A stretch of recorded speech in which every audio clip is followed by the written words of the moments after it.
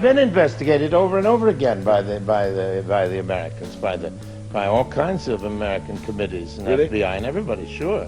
What I was being investigated a lot was during the time of the anti-American McCarthy period, you see. And I never got to testify because I kept begging to be allowed to. And this was a line of argument that nobody else took. And it absolutely stopped them. I said, oh, please let me go and explain why I'm not a communist. Well, we'll let you know, you know.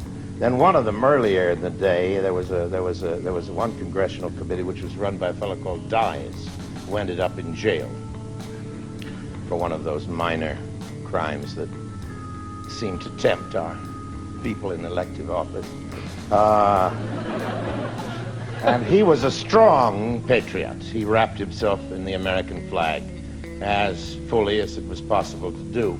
And he had an un-American, or whatever it was called, affairs committee long before McCarthy started.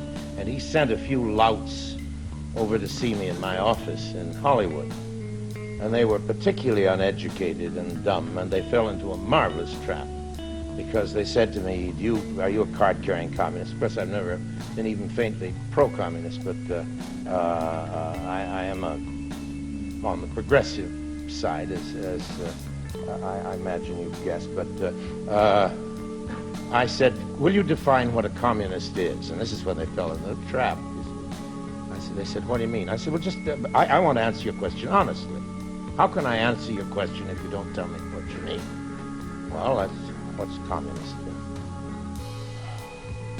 Well, I guess it's where whatever you make, goes to the government. I said, well, I'm 86% communist.